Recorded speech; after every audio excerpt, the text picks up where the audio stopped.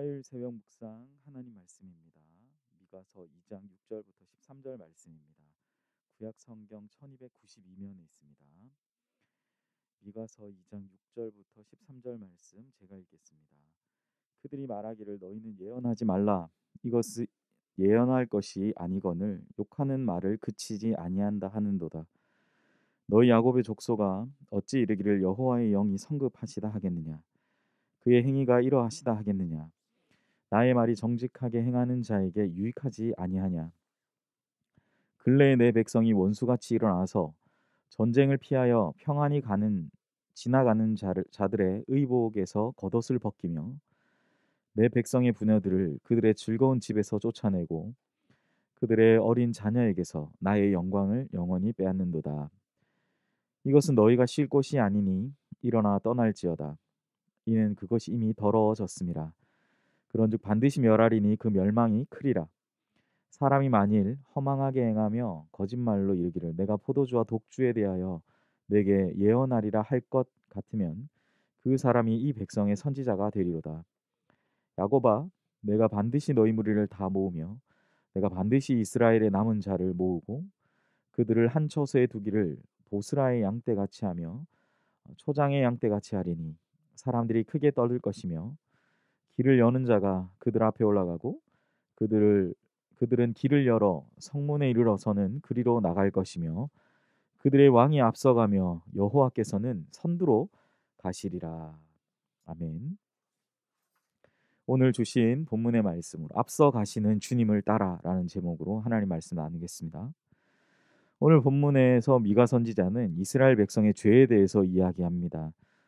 그 죄에 대해서 특정하는 것은 뭐냐면 이스라엘 지도자들과 백성은 참 선지자의 말보다는 거짓 선지자, 무엇보다 자신의 귀를 즐겁게 하는 그러한 거짓 선지자들의 말을 더 좋아했다라고 말합니다.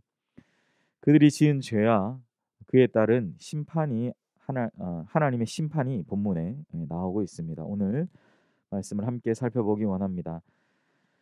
미가 선지자의 책망을 받은 지도자들은 그에게 예언하지 말라라고 말합니다. 6절에 그렇게 얘기하죠. 그들이 말하기를 너희는 예언하지 말아라라고 표현하고 있는 것이죠. 지도자들이 선지자가 전한 하나님의 말씀을 듣기를 거부했는데 그것은 그들에게 듣기는 마치 선지자의 예언이 욕처럼 들렸기 때문입니다. 너희는 하나님의 말씀을 전하는 것이 아니라 왜 우리에게 욕하느냐? 너희가 욕하는 그 말을 그쳐라라고 표현하고 있는 것이죠. 그리고 듣기 좋은 말로 귀를 즐겁게 하는 거짓 선지자들의 말을 들었던 것입니다. 이것이 이스라엘 백성들의 가장 큰 죄입니다.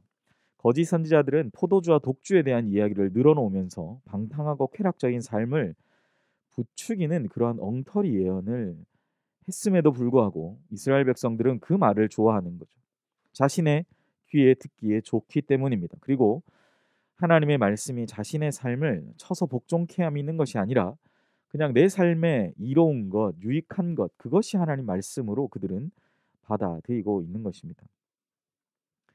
이런 시대적인 어떤 상황들을 요약해 보면 미가 선지자 시대 이스라엘 백성들은 그들이 진정으로 원하는 선지자, 하나님의 말씀을 전하는 사람은 하나님의 말씀을 대언하는 자가 아니라 자신들의 듣기에 좋은 말만 늘어놓는 그런 아첨꾼을 그들은 원했던 것입니다.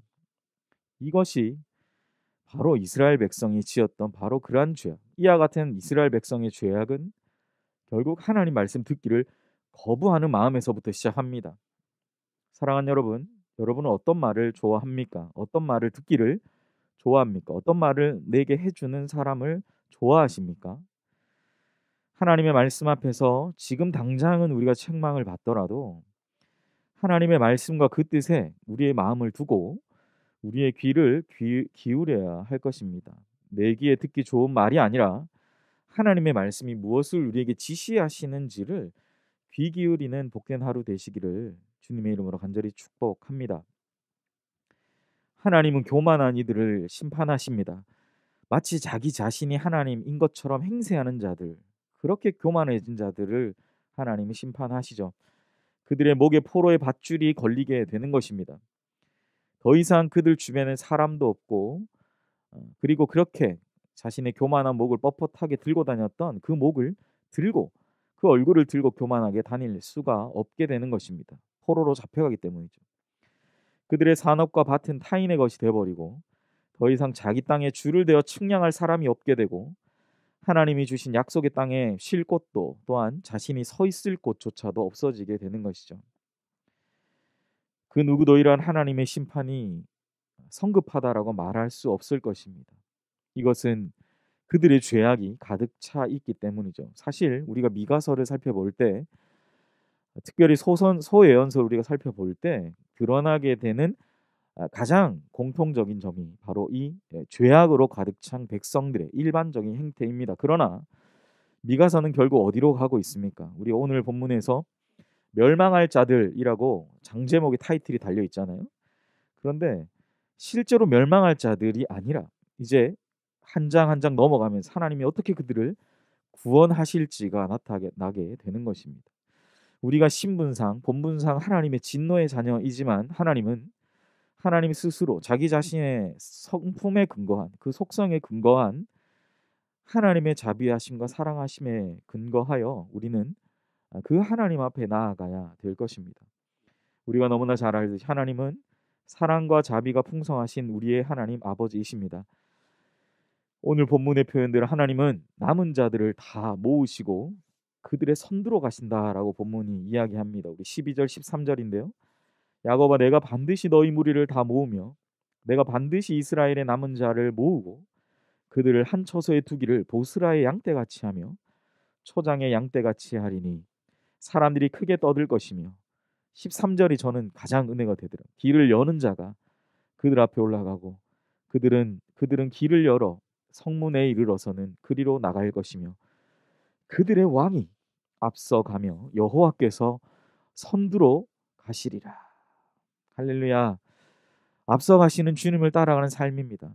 우리의 죄악된 또 우리의 교만한 모든 마음들을 다 우리가 그런 삶을 다 내려놓고 그들의 왕이 앞서가시는 그 주님을 따라 여호와께서 선두로 가시는 그 하나님의 의로우신 인자하심을 따라 그 자비하심을 따라 나아가야 될 줄 믿습니다.